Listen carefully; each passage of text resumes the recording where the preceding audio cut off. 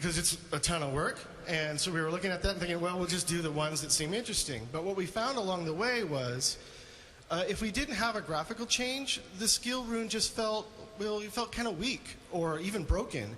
And we found that everybody at the office would just gravitate towards using all of the skill runes that have graphics changes. So what we found is that this really kind of comes down to a fundamental question, which is, we could just change all of the numbers underneath, and give you like a numerical change. And we could do that, or we could just have the screen filled with like zombie bears, right? And which would you rather have, right? Zombie bears. Okay, of course. All right. So, where are we at with skill runes? We still have 5 types of skill runes, only we've changed their names. They're now called Crimson, Indigo, Obsidian, Golden, and Alabaster. So why did we change this? Well, we had another system before where we named the runes according to the concept that was attached to them. So they were called things like multi-strike or energy. And multi-strike runes did multi-strike things, and energy runes did stuff with your resources. But we decided to change that because what we found as we were going along was that we kept coming up with ideas that just didn't fit with those concepts very well. So at first, we had some concept that would fit really well. Like we'd get some things that do like a multi-shot and they would fit. But then as we started coming up with really, really wacky ideas, it just became harder and harder to shoehorn them into that system. So I want to give you an example of what I'm talking about. On screen right now is the Witch Doctor's new skill called Poison Dart. And let's see, what do we got? Obsidian rune. So that will slow monsters. And that kind of fit with the power rune before. So it wasn't too big a deal. But then we changed the skill so that we had another version that would make it a rapid fire skill. And that worked really good with multi-strike. But then we had this other wacky idea. We wanted the Witch Doctor to be able to shoot a live snake that would attach itself to monsters' faces and stun them. Where does that fit? It doesn't fit anywhere, right? So the answer was, okay, let's just change the names of the runes. And we can come up with as many wacky ideas like that as we want, and we just put them wherever we want, and it works. So next, runes now have ranks. There are 7 ranks. They increase as you progress through the game. Now, what do ranks do for runes? Here's what they do. They take whatever the rune does to a particular skill, and they just take that attribute and they make it extreme. Okay? So the easiest way to really get an understanding of how this works is to look at a skill and just see how the rune ranks change that skill. So we're going to look at Wizard's Magic Missile. You've seen this before probably. Here it is, unruned. It shoots 1 missile per cast. But then we're going to put an Indigo rune in it, rank 1. And now it shoots 2 missiles per cast.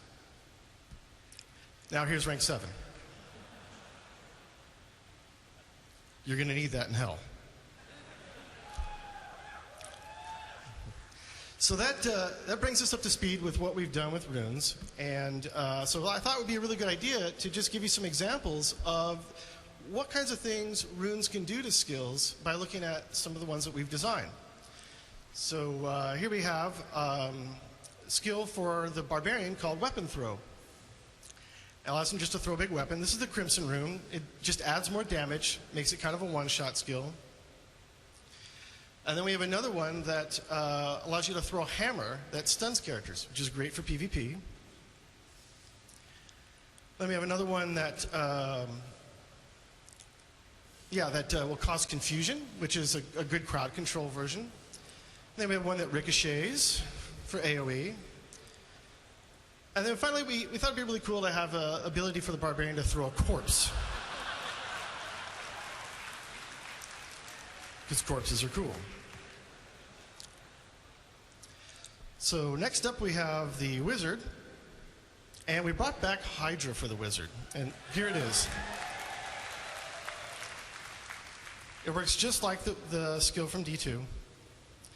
And then the Crimson rune changes them to Frost Hydras with a short-range breath attack.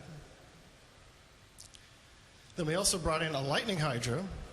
Lightning hydras never miss.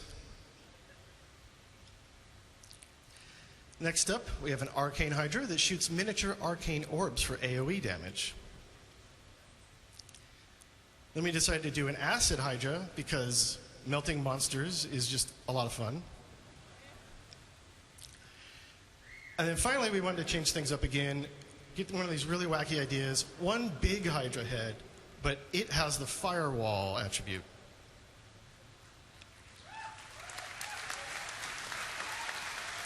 Yeah.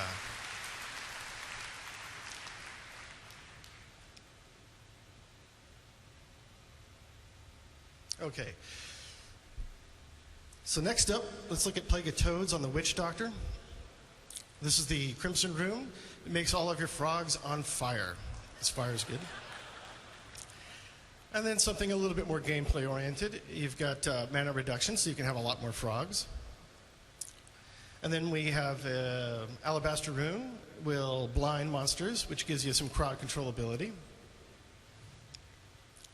And then we change the skill completely and make sort of a toad blizzard. Then finally, we wanted to have a giant toad. But what's he going to do? He's going to eat monsters.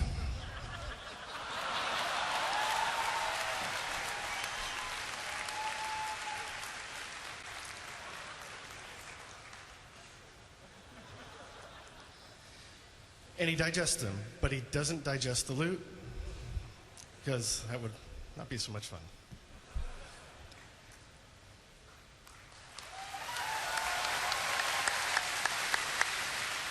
All right, so unfortunately we are running a little bit late, so we're probably not going to have time for a Q&A session. After this, I'm going to cover arenas fairly quickly. I want to let you all know that tomorrow we have a full hour of open Q&A for Diablo 3. We also have another panel where we cover a lot of new content as well, including design, art, and programming content. We show new areas from part of the game that has never been seen before, and a lot of more stuff on characters, specifically armor and armor systems. So, battle arenas. This is basically our first approach to PvP, and hopefully not our last. So the vision for battle arenas is a dedicated place for all your dueling needs. Dueling was a massive part of Diablo 2, and a lot of people really love to duel. Do we have any people here who like dueling? Anyone? Yeah, I know. You guys like to kill each other. You should just try to get along.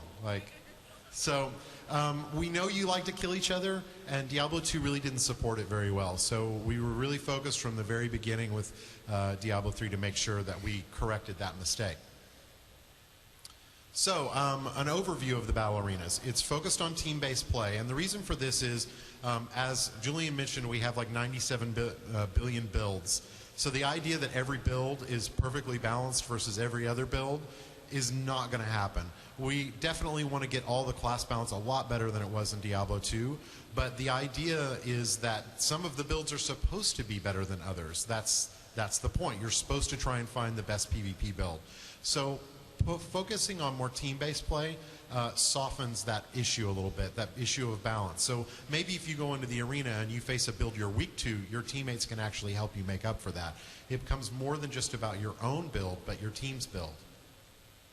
So a lot of the arenas is really about building the perfect PvP character. So you will be taking characters that you get in PvE, items, skills, traits, everything you do, and taking it over into the battle arena. It is definitely a game about building a PvE character into a PvP monster.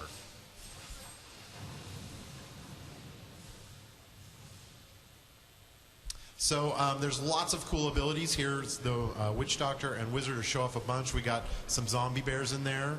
That's a crowd favorite. Blizzard, which is a great crowd control and attack spell. Teleport, which the Wizard uses in just a second. Meteor. There's a lot of awesome skills, and a lot of them work great across both PvE and PvP. And some of them are designed specifically for PvP. If you go... And if you've ever looked at any of the skills that we've shown in the previous Blizzcon and gone, I don't know how I'd use that in PvE. It actually might be a PvP skill because several of them we specifically focus for there. So the PvE game has a lot of control in it. There's lots of freezing enemies and stomping on the ground and stunning everything. So, but we didn't want the PvP game to be all about crowd control, where you would basically be sitting around waiting for the opportunity to move. So a big part of our PvP design is all about counters. Counters that break you out of any kind of crowd control. So here we have the Witch Doctors using Horrify to fear the Barbarian, and the Barbarian is using Ignore Pain to break out of that. And there's also just tons of cool tricks. For example, we can teleport, freeze, meteor, bye-bye. So the arenas is fully playable on the floor, so I encourage you all to go over and, reach out and beat the crap out of your friend. So we set up a round mechanic, and essentially the goal of this is when we played the game, one round was never enough. We would see what our other team was, but we wouldn't have a chance to react to that. So the game is played as a best 2 out of 3 or 3 out of 5. We haven't figured out exactly what the great round count is, but we're going to be working on that, and we'd appreciate feedback on that. So we're going to do a lot of focus on Battle.net with the arenas and PvP. We will have matchmaking, so you'll be able to form a team or just randomly jump in. It will be skill-based, so we'll try and look and match teams equally against one another. We are trying to figure out a way to do custom games. We know that while our arenas are team-based, there's a lot of you that are going to want to do a specific team versus your friend's specific team, and maybe outside of the ranking systems. And you're going to want to do one-on-ones, even though the game's not going to be super great balance for that. We know you're going to want to do it, so we're definitely focused on finding a way to make that really easy for you to do. And the last one is more of a progression-based ranking system. So if you've played StarCraft 2, it's very much what we call a skill-based ranking system, where when you play against one another, you each get a rank, and if your rank's higher, you get to make fun of your friend. So we want you to be able to make fun of your friends, but here it's more about doing it in the arenas. So if you play in the arenas, if you win, you're going to get points, and those points are going to progress your rank. They're going to give you titles, vanity rewards, achievements, lots of basically things that are not focused on power, but focused on showing how dedicated you are to PvP. As you continue to play through, even if you lose, you'll also get points in progression. So, as I said, I don't think we have time for Q&A. Maybe. But if not, then I really appreciate everybody coming, and I hope you enjoy the rest of the show.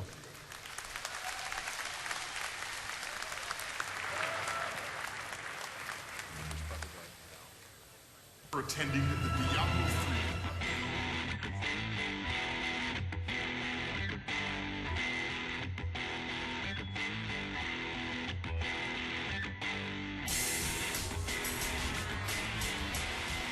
BlizzCon 2010 just keeps on rolling here live on DirecTV. The fans are here, the costumes are here as they get ready for the costume contest tonight. And of course, there's lots of gameplay for Diablo